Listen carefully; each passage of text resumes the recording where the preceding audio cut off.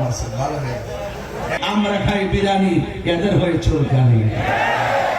এই দেশের ধর্মীয় সিদ্ধান্ত আমরা দেব, সবাই অপব্যাখ্যা করে আমরা ব্যাখ্যা করি, সবাই ধর্মান্ততা ছাড়াই আমরা ধর্মকে ধারণ করি। কথা বলেন ঠিক কিনা? আমাদের মধ্যে উগ্রতা নাই, হিংসতা নাই, রাহাজারি নাই, মারামারি নাই, কাটাকাটি নাই।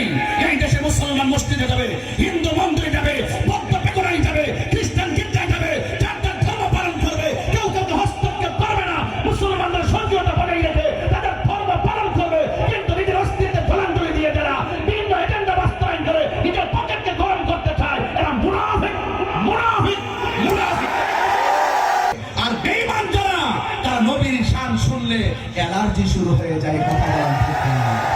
তুমি কে, আমি কে, আহলে সুন্নাত ওয়াল জামাত, গোসল কমিটি বাংলাদেশ, অ্যাকশন, অ্যাকশন, নেশাখোরের বিরুদ্ধে, মাদকের বিরুদ্ধে, গাঞ্জার বিরুদ্ধে। আমরা পারি না স্লোগান, রাজপথের কা হয়ে যেত না কয়েক মিনিটের ভিতরে।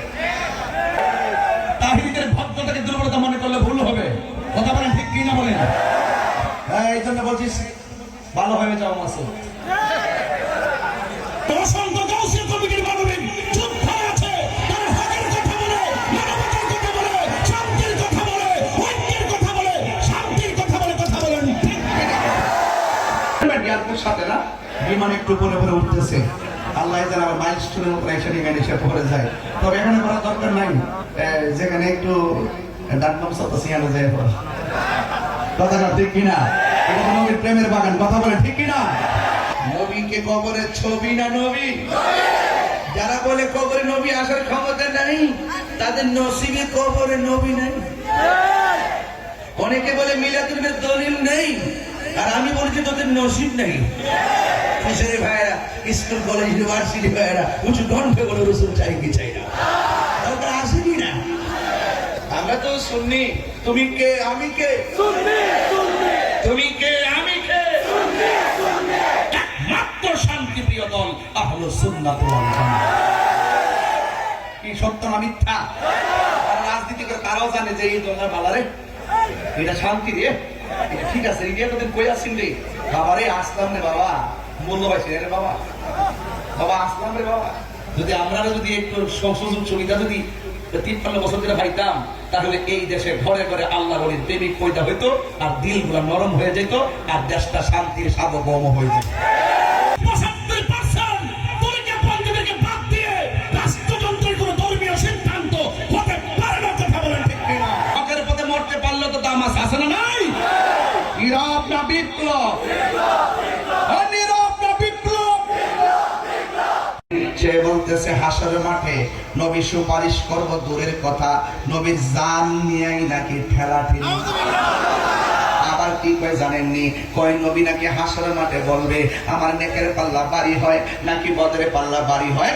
কক্সবাজারের মানুষ, আপনারা জবান খুললে কোন নবীদের কোনো গুনাহ আছে?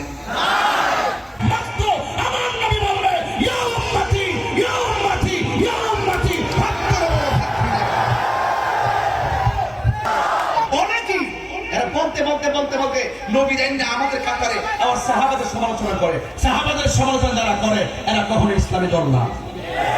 কথা বলেন ঠিক না ঠিক? আমি আস্তে আস্তে আরো বাড়বো, সময় মতো ঠিকই ধর্ম ধরুন, এমন দলের ধর্ম যাতে না ছুটতে পারে, তবে লাঠি দিয়ে না, দলিলের জোরে ধর্ম ইনশাআল্লাহ। একদম ফেলতেন বোকার হবে না, হারায়া ধর্ম ইনশাআল্লাহ। আমার ক্লাসে লেখা আমার কথা বলেন ঠিক না ঠিক? কেউ দেখে কথা বলে সে পাগল দাঁড়ায় থাকে।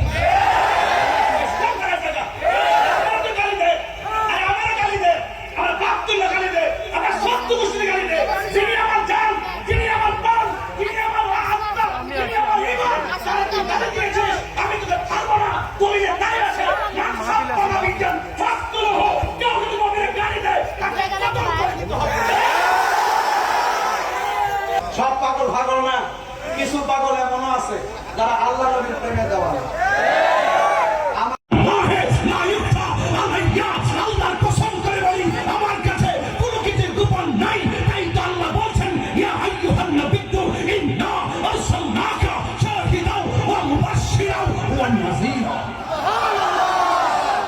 আমারি মৌতের নিদান কালে থাকিও নবী গো আমার সামনে দেখিব আপনাকে আপন নয়নে ইয়া রাসূলুল্লাহ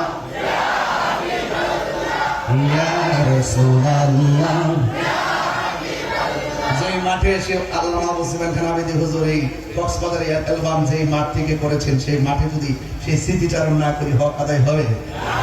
মুনকার নাকির আসিয়া সওয়াল করবে বসায়া দিও নবী গো পর্দা উঠাইয়া করিব সালাম কদম ধরিয়া ইয়া রাসূলুল্লাহ ইয়া রাসূলুল্লাহ